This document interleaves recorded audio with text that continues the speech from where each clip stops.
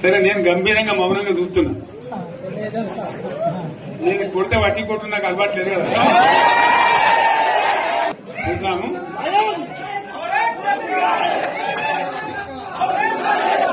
రోజులు కానీ అన్నట్టుగా నేను చూస్తా ఉన్నా. కానీ మనోళ్ళందరూ కూడా ప్రతిపాదిస్తుంది ఏంటంటే, ఒక సంవత్సరం జరిగిపోయింది, సంగమేశ్వర ఆన్నే పన్నది, బసవేశ్వర ఆన్నే పన్నది, పాలమూరు ఉత్పత్తుల పథకం ఆన్నే పన్నది, కాళేశ్వరం అట్లా ఎండబెడుతున్నారు, ఇవన్నీ అన్యాయాలనే. కాబట్టి ఫిబ్రవరి నెలాఖరులో ఒక పెద్ద బహిరంగ సభ పెట్టాలి, ఇక్కడ కథ చూడాలి అని జరుగుతూ ఉంది.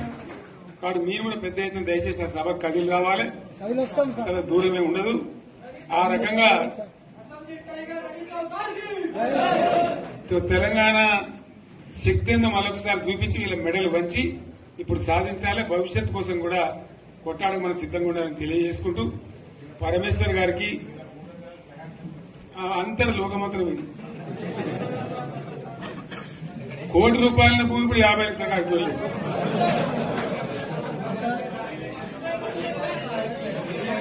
ఈ ఒక్కని బాధ ఒక ఆయన వచ్చింది, మన ఒక ఆయన ఒక 10 మంది వచ్చారు హైదరాబాద్కి. అందులోకి 2 ముస్లిం సోదరులు వచ్చారు. साहब शोक तबाह हो गया, इफलासी मुफलसी बच्चे क्या दबे होगा। तुम्हारा क्या हुआ बहन, तुम्हारा क्या हुआ, तुम हैदराबाद में तुम लोग हैं। मेरा कारोबार है साहब, मेरा छोटा मोटा कारोबार है, होटल भी है, 70% गिर गया। हर कोई पूछ रहे, हर कोई केसीआर को याद कर रहा है सामान వాళ్ళు మాట్లాడుతున్నారు. ఎక్కడ ప్రతి ఒక్కరు భూముల ధరలు పోయినాయి, మందు పోయినాయి, మసాలా అన్ని పోయినాయి. ఎంత మంచిగా 4 ఎకరాల రైతు నేను 4 కోట్ల ఆసామి అనుకుంటుండే, అంత ధీమా ఉంది, ఎంత బాగుండే. హైదరాబాద్ నుంచి అడిగితే కూడా వచ్చి మనం ఇయ్యకపోతాం భూములు, డిమాండ్ పెరగాలని. అంత బ్రహ్మాండంగా మారుమూల ప్రాంతంలో కూడా 40 లక్షలు 50 లక్షలు ఎకరానికి ఉండే. అటువంటిది సగానికి సగం పడిపోయి మొత్తం నాశనం చేశారు. వీళ్ళు ఇంట్లో వదిలిపెడితే ఇంకింత నాశనం అవుతుంది. కాబట్టి మనం కొట్లాడాల్సిందే. నేను ఇంకొక మాట మీకు చెప్తా. ఎలక్షన్లలో నేను మస్తుగా చూస్తే 50 ఇళ్లలో పార్టీలు గెలితే ఓడితాయి. ఇంత మాయలు ఏడాది లోపలనే కాంగ్రెస్ పార్టీ దొరికితే కొడతామని అన్నంత గొప్ప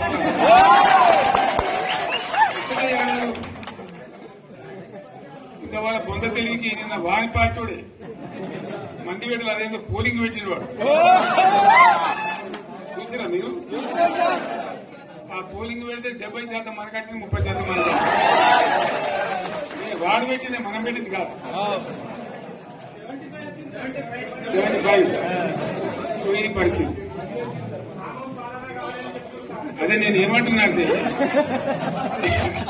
ఫామ్ హౌస్ అంటే ఏముంటది, వారి ఉంటది, మాకు ఉంటది, అల్లం ఉంటది. కాంగ్రెస్ వాళ్ళు ఎంత మంచి చేస్తే పారబడి తవ్వచ్చు కూడా లంగత.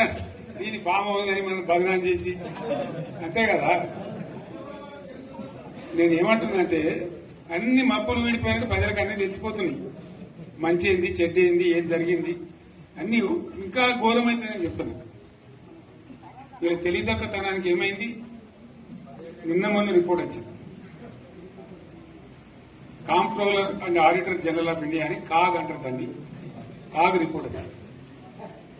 పోయిన సంవత్సరం మన గవర్నమెంట్ లో వచ్చిన ఆదాయం కంటే 13,000 కోట్ల రూపాయల ఆదాయం తగ్గిపోయింది. ఇంకా మార్చి పోయే వరకల్లా ఇంకో 3-4 కోట్ల రూపాయలు, అంటే 15,000 కోట్ల ఆదాయం పోతుంది. మన గవర్నమెంట్ ఉన్నప్పుడు ప్రతి ఏడాది 15,000 కోట్లు పెంచుకుంటూ పోయినాడు, చేసుకుంటూ పోయింది. ఏడాది 10 నుంచి 15,000 కోట్ల ఆదాయం పెరిగేది మన టైంలో. అంత జాగ్రత్తగా మనం వ్యవహారం చేస్తాం. ఇలా ఉల్టా 15,000 కోట్లు పడిపోయింది. ఇంకా వాడేమిస్తాడు ఇక, ఇంకో ఇస్తారా? ఇంకో 4-5 నెలలైతే జీతాలకే కష్టమైంది.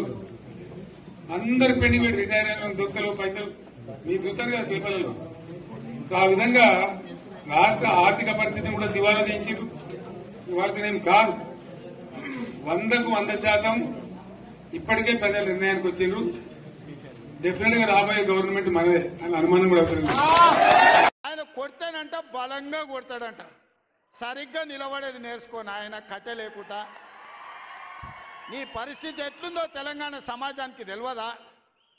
నువ్వు తూగుతున్నవా సోగుతున్నవా నువ్వు నిలబడగలిగే పరిస్థితిలో ఉన్నవా ఆయన బలంగా కొడతాడంట ఆయన లేచి వస్తాడు ఆయన గుడిలు దర్గాలకు దస్తీలు కప్పిండు గుడిలకు పోయి దండాలు పెట్టిండు ఏడ పెట్టిన తెలంగాణ ప్రజలు 10 ఏళ్లు పెట్టిన ఆయన అరగోసకు ఇవాళ ఆయన గుణపాఠం చెప్పి ప్రభుత్వాన్ని దించిండు